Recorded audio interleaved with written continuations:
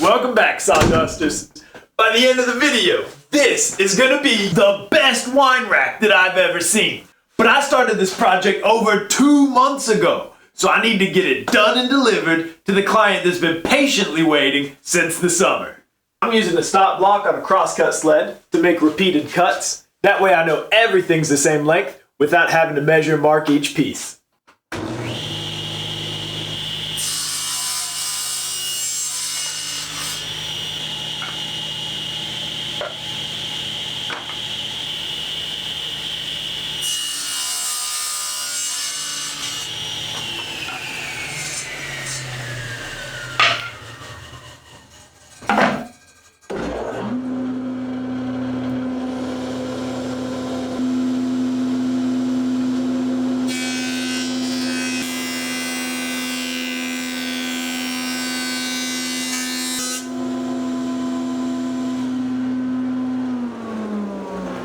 Now it's time to cut out some circular arcs for the wine bottles to nestle into and keep them from rolling around. Or it would be if I had the right size Forstner bit.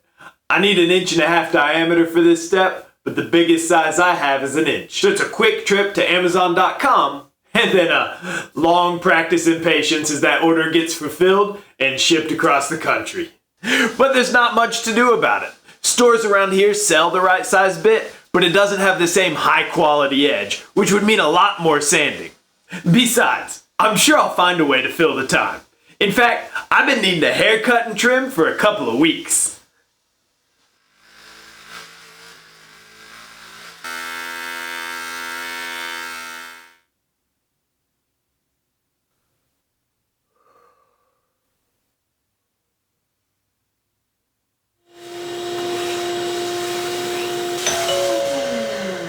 It's here!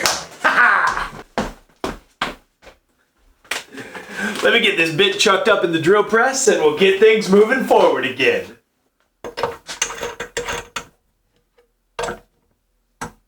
I've got this fence along the back with the center marked so I can bring a board in, line it up, and we're ready to go.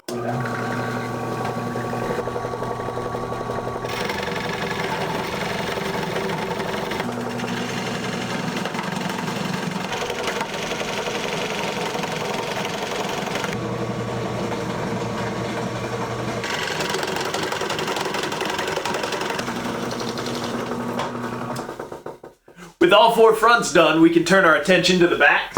Once again, I'm turning to the compass to put down a repeatable curve. I should be taking this over to the bandsaw to cut out the curve, but my 1/4 inch blade is broken. I was doing something stupid with it. I ordered a replacement 3 days ago from sawblade.com, but last time they took more than a month to get it to me, even though they boast next day shipment, so there's really no telling when... No way! Hang on a second.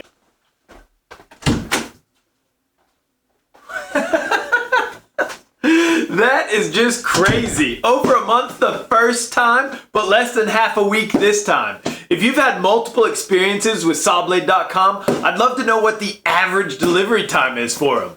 And if you enjoyed this video, don't forget to dust off that like button down below. Let's cut into the box and get the new blade installed.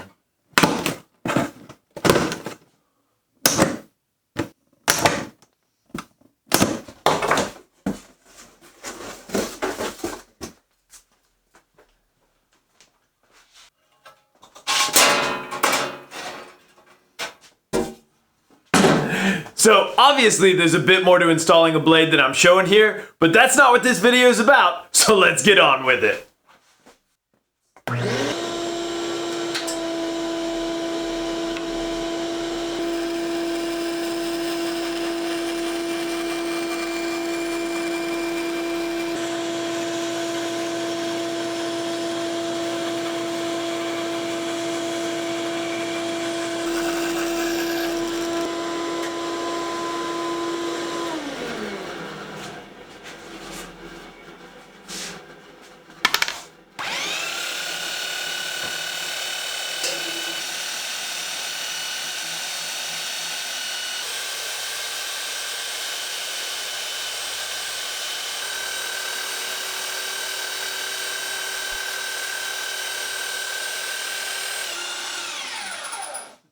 The next step is to assemble the wine racks into 4 different frames, using glue and screws to hold it all together.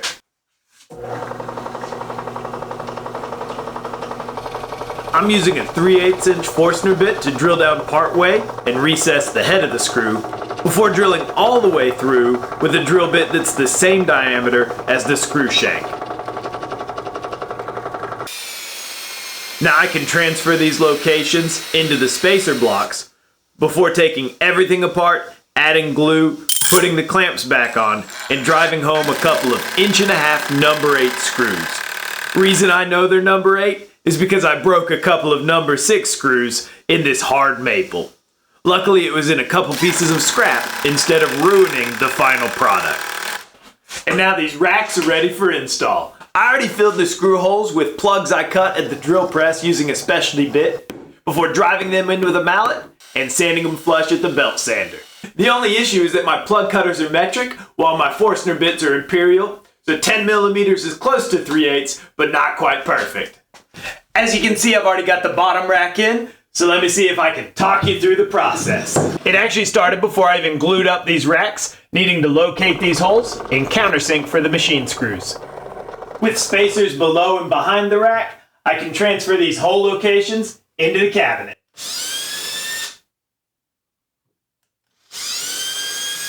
And now with the rack taken out, I can enlarge these holes to receive some threaded inserts.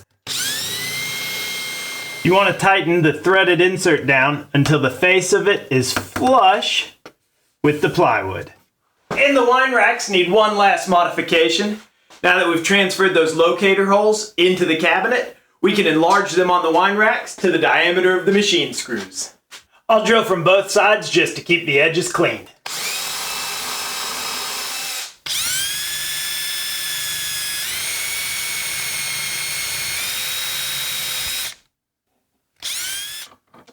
I got the threaded inserts off the internet, probably from China, and I found out the hard way that you want to clean up those threads before you get this rack in place.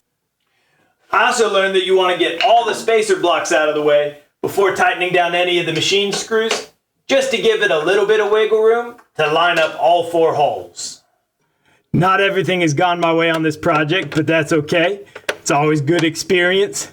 I'm probably not charging enough for this thing, but that's okay too. I don't often build things for people, and in this case, I underestimated the materials and the time. So another lesson learned, and hopefully I do better in the future.